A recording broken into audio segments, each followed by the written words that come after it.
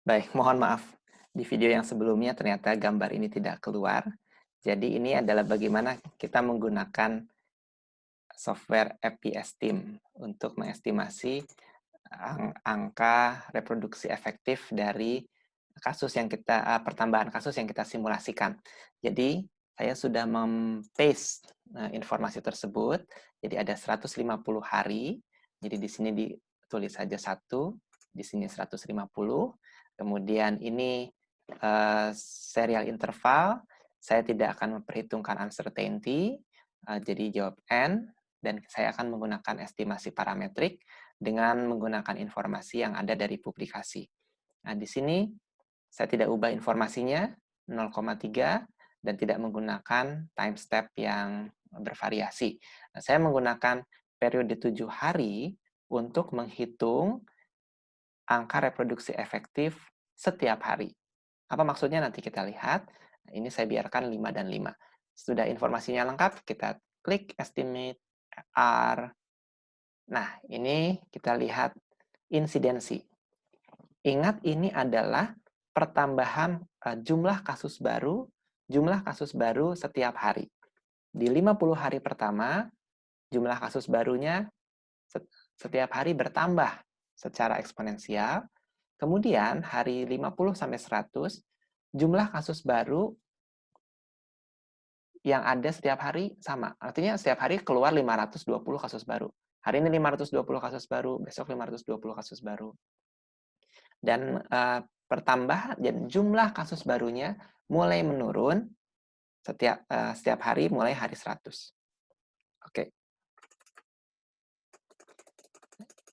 Gambar itu digambar lagi di sini, dan kita melihat inilah grafik dari angka reproduksi efektif.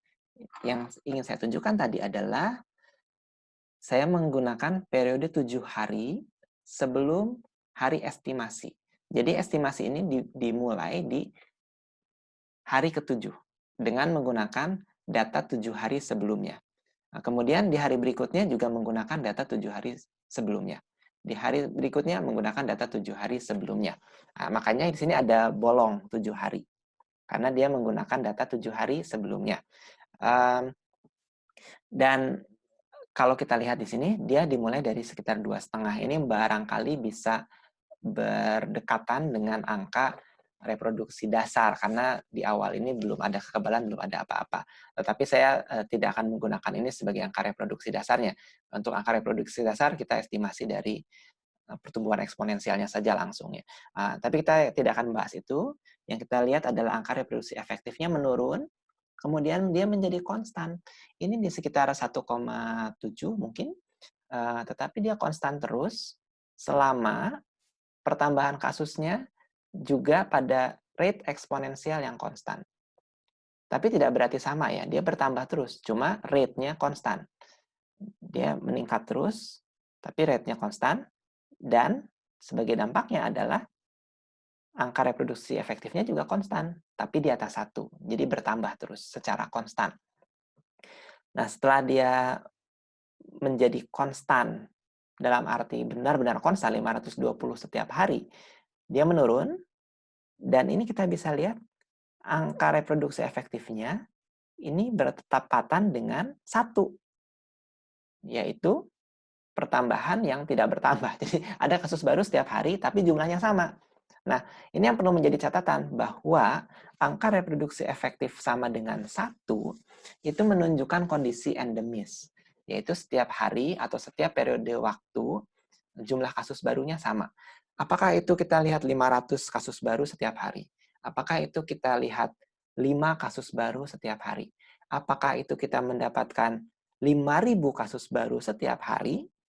Kita akan melihat angka reproduksi efektifnya adalah 1. Jadi jelas angka reproduktif 1 ini tidak cukup untuk mengatakan bahwa penyakitnya bisa menghilang. Mungkin terkendali karena tidak bertambah banyak, tapi tidak akan menghilang, ada terus. Nah, sampai dia mulai turun di sini, baru kita lihat angka reproduksi efektifnya turun di bawah 1. Nah, tapi kalau ini sudah 2 minggu lewat ini, dari hari ke 100 sekian sampai 120 sekian, kita masih melihat tentunya masih bertambah kasusnya. Kasusnya masih bertambah, cuman dibandingkan periode kemarin, pertambahan kasusnya tidak sebanyak kemarin. Itu adalah angka reproduksi efektif di bawah 1. Jadi angka reproduksi ini sangat informatif, tapi bukan satu-satunya informasi yang kita bisa gunakan, dan bahkan jangan menggunakan hanya angka reproduksi efektif. Karena boleh jadi angka reproduksi efektif sudah turun di bawah 1 selama 2 minggu, tapi boleh jadi kita masih punya banyak kasus di luar sana, dan itu akan menjadi sumber penularan. Jadi intinya, ini cara menghitung angka reproduksi efektif, dan kita harus menggunakan informasi ini bersama informasi lain dalam pengambilan keputusan. Baik, terima kasih dan mohon maaf atas error yang terjadi di video sebelumnya.